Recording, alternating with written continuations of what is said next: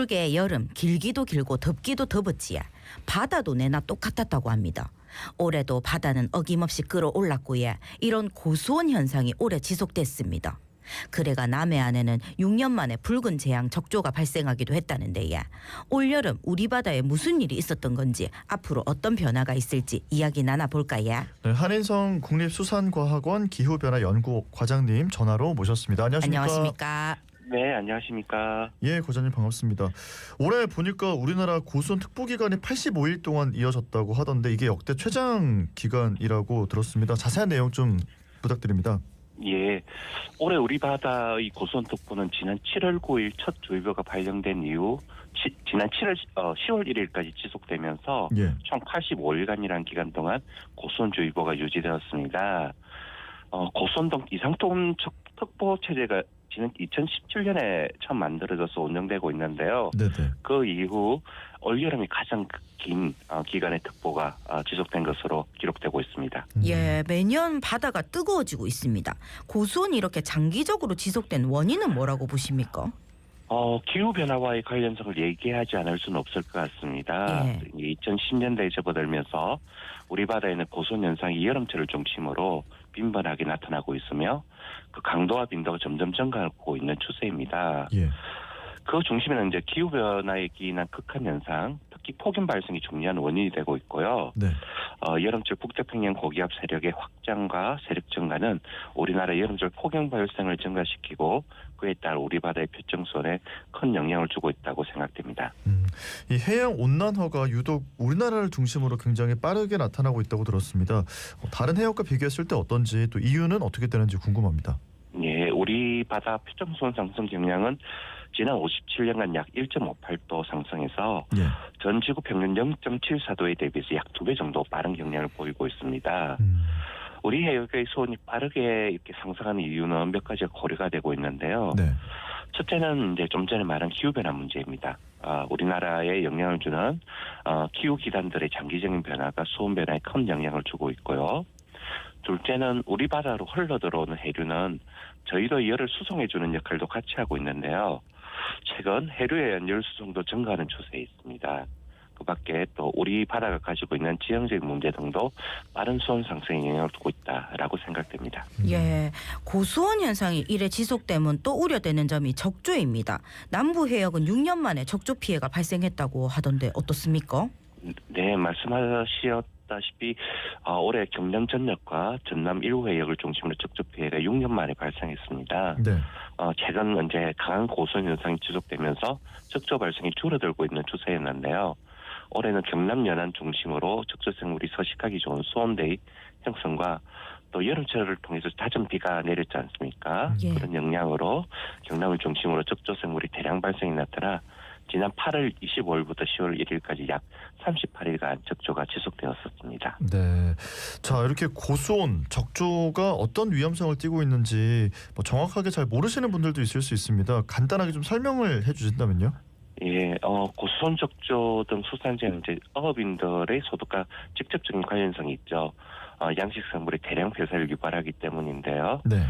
전체적인 수산물의 생산량 감소에도 큰 영향을 주고 있으며 또 수산물이라는 중요한 식량 공급에도 직접적인 영향을 미친다라고 말할 수 있을 것 같습니다. 예, 그러하고 올해 이례적인 가을 장마도 뜨거워진 바다 고수온 현상 때문이라고 하던데 그렇습니까? 바다와 대기, 바다와 공기는 항상 서로 상호작용을 하고 있습니다. 예. 대기에 더워진 공기는 수온을 상승시키는 역할을 하고 있고요. 또 상승된 수온은 수증기 발생을 유발시켜 다시 폭염과 강우의 형태를 강화시키는 요소로 작용을 하고 있습니다.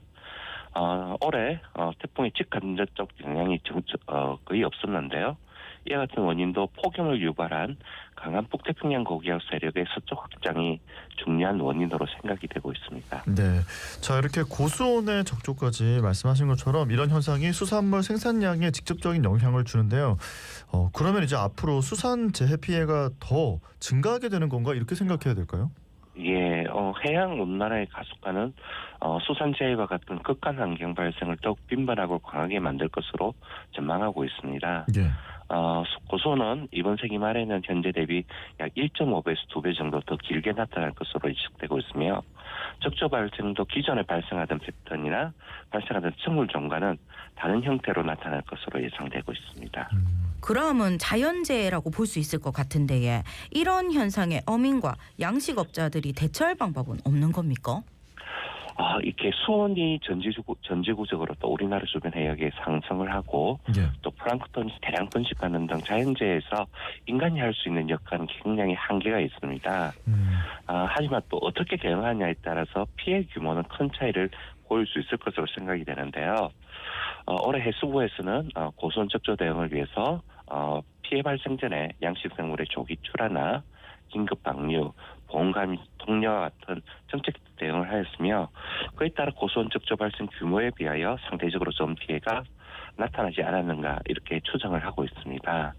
또한 또 저희 국립수산과학원에 제공하는 다양한 관측, 예측 자료를 기반으로 어업 현장에서 사전 대응을 한다면 피해 규모를 최소화하는 데 도움이 되지 않을까 생각됩니다. 예, 과장님 그러면 이제 고수온이나 적조 같은 현상들이 단기적인 변화가 아니라 일상화가 됐다 이렇게 봐야 될까요?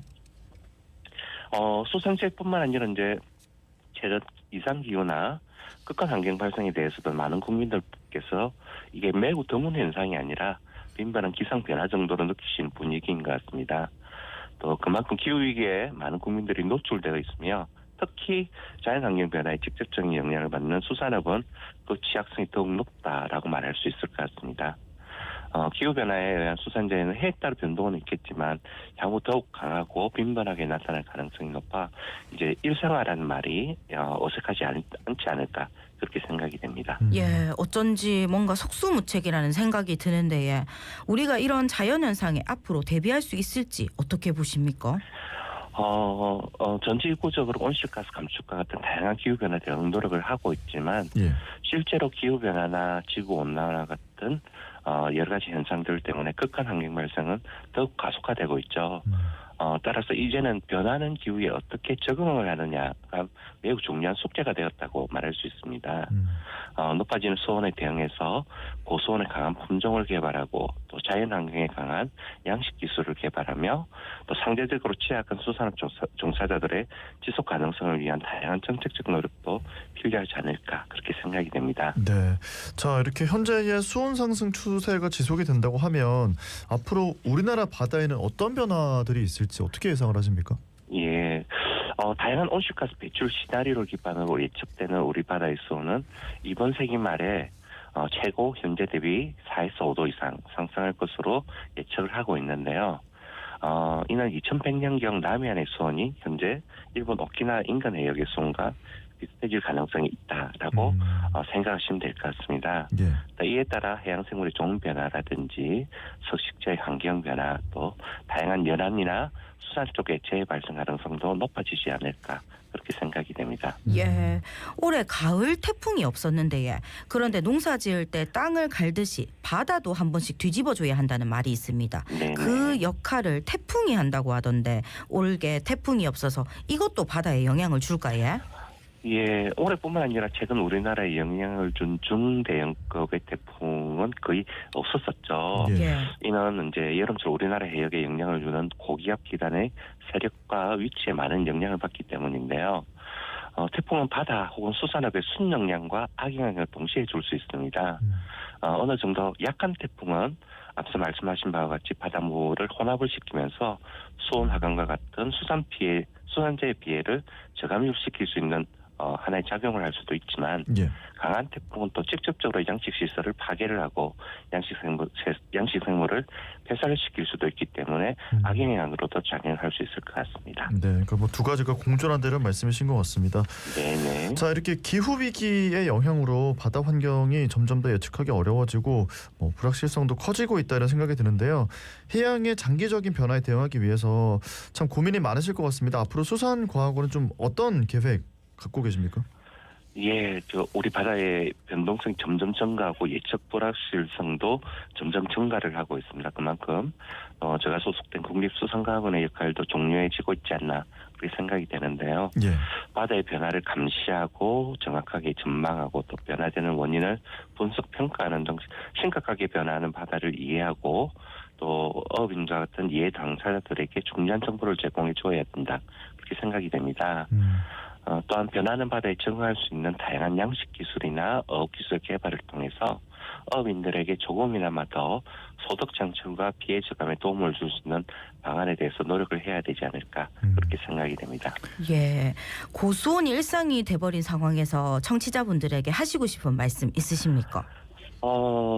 몇 년 전에도 이제 제가 이런 인터뷰를 할 때 말씀을 드린 예. 적이 있었는데요. 네, 예. 네. 기후 변화와 극한 환경으로 이제 수산물 생산에 많은 어업인들이 고생을 하고 계세요.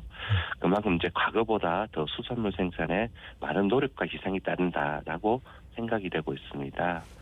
많은 청취자분들께서는 이렇게 어렵게 힘들게 생산한 수산물을 많이 소비해 주시는 것이 어려운 환경 안에서 수산물 생산에 고생하시는 어민들에게 큰 도움이 되지 않을까 그렇게 생각이 됩니다. 네.